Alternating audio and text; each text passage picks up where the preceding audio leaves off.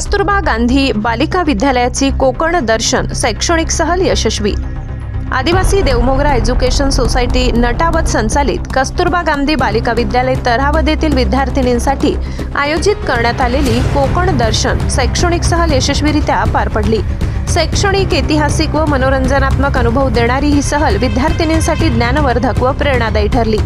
दिनांक 22 डिसेंबर ते 26 डिसेंबर या कालावधीत पार पडलेल्या या सहलीत विद्यार्थिनींना कोकण भागातील ऐतिहासिक किल्ले, रम्य समुद्रकिनारे, धार्मिक स्थळे व निसर्गरम्य पर्यटन स्थळे यांची प्रत्यक्ष पाहणी करण्याची संधी मिळाली।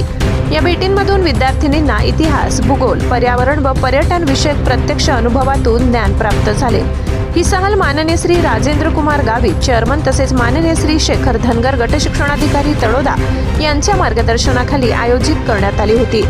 सहलीचे नियोजन श्रीमती वर्षा पाटील मुख्याध्यापिका यांच्या नेतृत्वाखाली करण्यात आले। सहल प्रमुख म्हणून श्री विष्णू पाटील यांनी जबाबदारी सांभाळली। त्यांना श्रीमती पौर्णिमा पाटील, श्रीमती सरिता पवार व श्री गोपाल खर्डे यांचे मोलाचे सहकार्य लाभले।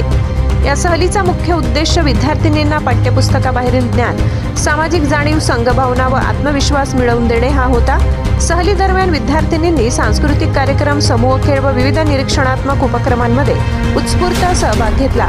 यामुळे त्यांच्या व्यक्तिमत्व विकासाला चालना मिळाली। सुरक्षितता, शिस्तबद्ध नियोजन व शिक्षकांचे सतत मार्गदर्शन यामुळे ही सहल पूर्णतः यशस्वी झाली।